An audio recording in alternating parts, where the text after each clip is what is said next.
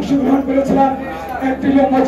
শেখ হাসিনার রায়কে ঘিরে দেশে আতঙ্ক বিরাজ করছে বলে অভিযোগ করেছেন বিএনপির মহাসচিব মির্জা ফখরুল ইসলাম আলমগীর। তার দাবি, একটি মহল পরিকল্পিতভাবে নৈরাজ্য সৃষ্টির চেষ্টা করছে এবং একই সঙ্গে নির্বাচন দেরি করার পায়তারা করছে।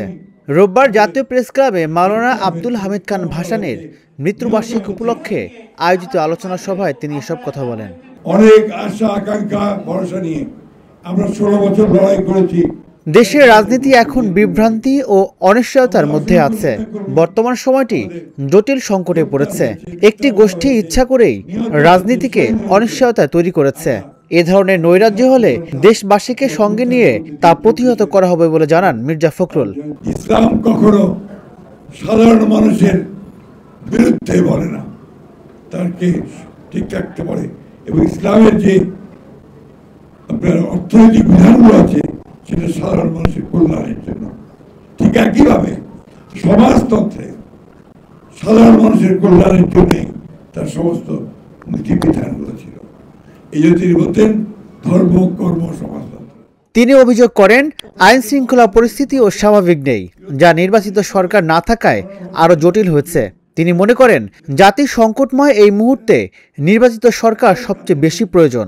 আমরা বারবার বলেছি যে নির্বাচনই হচ্ছে একমাত্র পথ যা দিয়ে একটা ট্রানজিশন টু ডেমোক্রেসি, গণতন্ত্রে আমরা যেতে পারবো এবং জনগণের আকাঙ্ক্ষাকে সেখানে আমরা প্রতিফলিত করার চেষ্টা করতে পারবো। যাই হোক, অনেকটা বিভ্রান্তি, অনেকটা হতাশা এবং অনিশ্চয়তার মধ্যে দিয়েও কিন্তু এই নির্বাচনের এখন একটা সম্ভাবনা দেখা দিয়েছে যে 26 ফেব্রুয়ারি মাসে এই নির্বাচন অনুষ্ঠিত হবে। এখানে কিছু গোষ্ঠী, কিছু মহল আজকে পরিকল্পিতভাবে এই বাংলাদেশে একটা অনিশ্চয়তা সৃষ্টি করতে চায় এবং তারা বিভিন্ন রকম দাবি তুলে নির্বাচনকে ব্যাহত বন্ধ করতে, বিলম্বিত করতে চায়। কিন্তু এই দেশের মানুষের এখন সবচেয়ে বড় প্রয়োজন যেটা, তারা হচ্ছে একটা নির্বাচিত সরকার যার পেছনে জনগণ থাকবে। বিএনপির ভাইস চেয়ারম্যান শামসুজ্জামান দুদু বলেন, দেশের জনগণ তাদের কাঙ্ক্ষিত নির্বাচন সময়মতো আদায় করবে।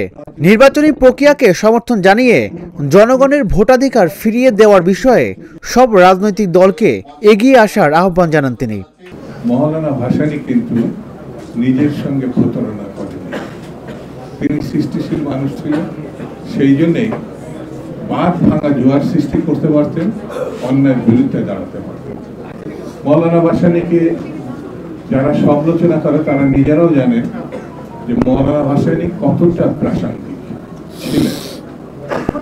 তিনি কখনো অন্যায়ের সঙ্গে আপোষ করেনি, সবসময় কৃষক, শ্রমিক, মেহনতি মানুষের সঙ্গে ছিলেন। অনুষ্ঠানে মাওলানা ভাসানীর প্রতি শ্রদ্ধা জানিয়ে বিএনপি নেতারা বলেন, ভাসানী স্বাধীনতার স্বপ্ন দেখিয়েছিলেন এবং একটি কল্যাণকর রাষ্ট্রের চিন্তা করেছিলেন, কিন্তু তিনি তার সেই স্বপ্ন বাস্তবায়িত হতে দেখে যেতে পারেননি।